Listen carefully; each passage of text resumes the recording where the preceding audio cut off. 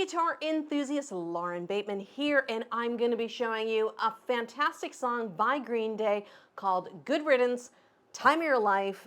This was a big song when I was younger, so if you are my age in your 40s, you're going to really enjoy this one.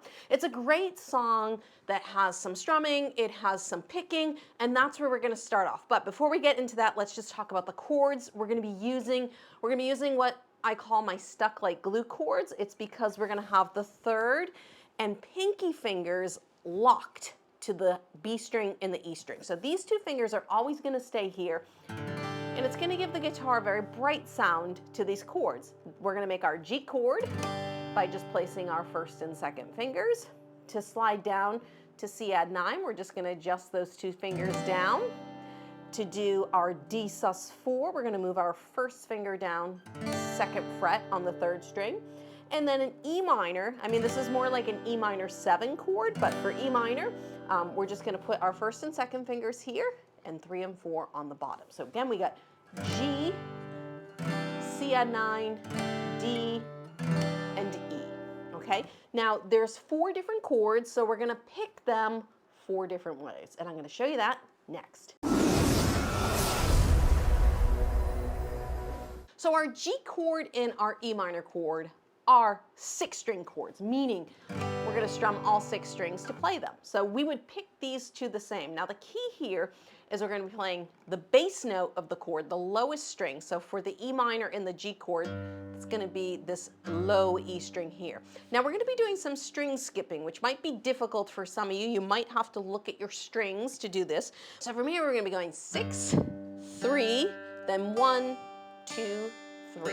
Okay, and I do strings 6, 5, 4, 3, 2, 1. Okay, so 6, 3, 1, 2, 3. Okay, and the timing of that is going to be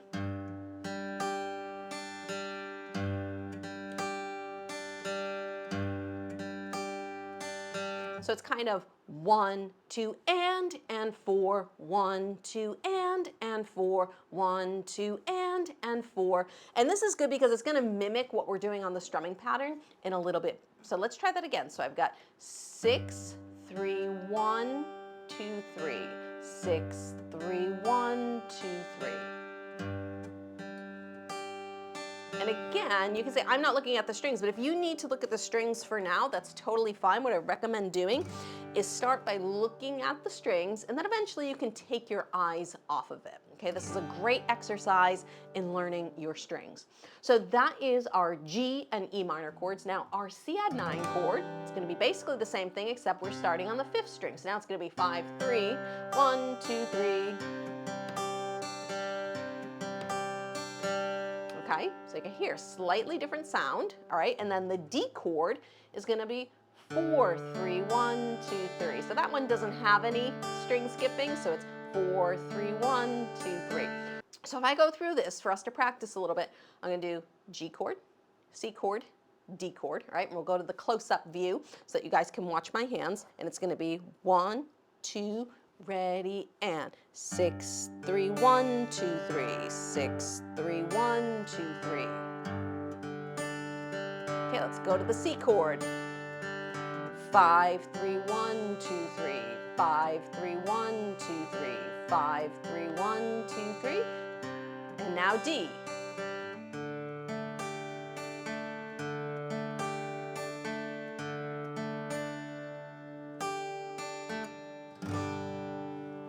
You see on that last one, even I screwed up. I make mistakes sometimes too, but sometimes I like to leave the mistakes in so that you know I'm not perfect. And if you are playing this song and you accidentally hit the wrong string, it's not really like a huge deal because as long as you're playing a chord, it's going to sound right. So don't stop playing, keep playing and correct yourself on the next picking pattern.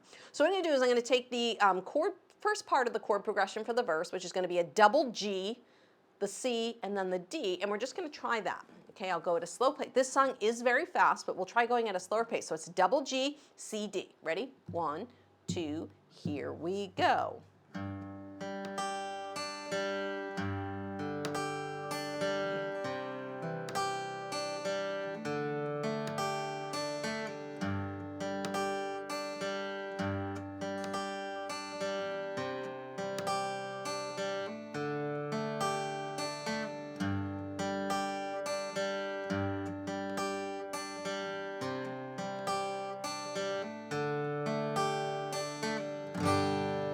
So pick up the speed a little bit more in tempo with the song. This is what it's going to sound like. Ready? Here we go. 1, 2, here we go.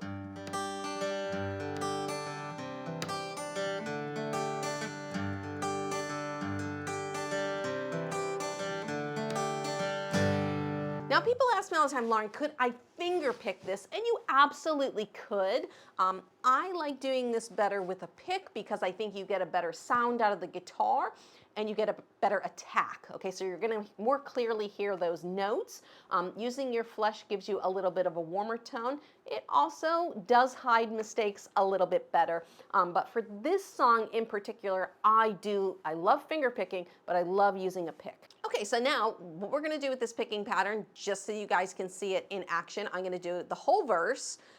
So basically halfway through the verse, we're gonna switch chord progressions. And if you need the notes for this, I do have notes over on my website, laurenbateman.com. And we're gonna go to an E minor, D, C, G. Okay, so the first 2 lines are the same chord progression, and then the next 2 lines are a different chord progression. And for this first verse, it is all picked. And then when we get to the chorus, we're gonna strum, and I'll show you that very shortly. But let's take it from the top of the verse. I'll go a little bit slower. I won't go full speed. I'll save that for the playthrough at the end. So I'll kind of go this speed. Okay, so we got 1, 2, 1, 2, here we go. G. Just hang out on the G for now. Get your timing. Ready? Here we go. Another turning point, a fork stuck in the road. Time grabs you by the wrist and directs you where to go. So make the best of this test and don't ask why. It's not a question, but a lesson learned in time. And I lied, the chorus is picked the first time through. It's something unpredictable. In the end, it's right. I hope you had the time of your life.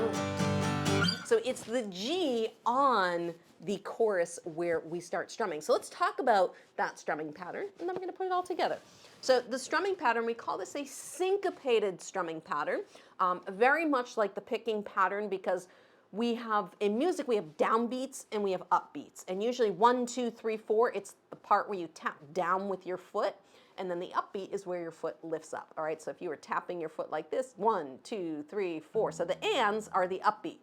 1 and 2 and 3 and 4 and, okay? So downbeat, upbeat. So what we're gonna have is we're gonna be missing one of these downbeats. So it's gonna be down, down, up, down, down, up, down, up. 1, 2, and 4, and 1, 2, and 4, and down, down, up, down, down, up, down, up. Now if that syncopation is hard for you, you can start by just going 1, 2, and 3, and 4, and 1, 2, and 3, and 4, and then slowly work on getting that 3 out of the strum. You're still strumming down as if the 3 is there, you're just not hitting the string. So it's 1, 2, and 3, and 4, and 1, 2, and 3. Now switch.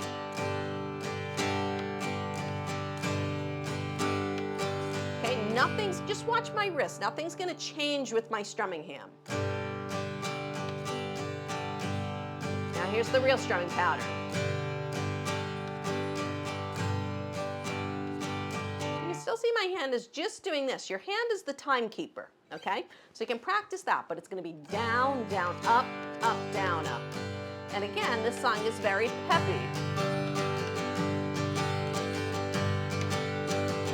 Okay, so that is what the strumming pattern we're going to use on the next verse. Now, it might be tricky for you to go from picking to strumming. So it'd be, hope you had the time of your life.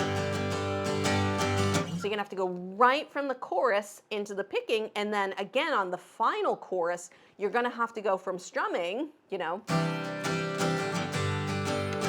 something unpredictable, and in the end it's right. I hope you had the time of your life. So you're gonna have to go from picking back into strumming. Now, if you've never done that before, it can be a tricky transition.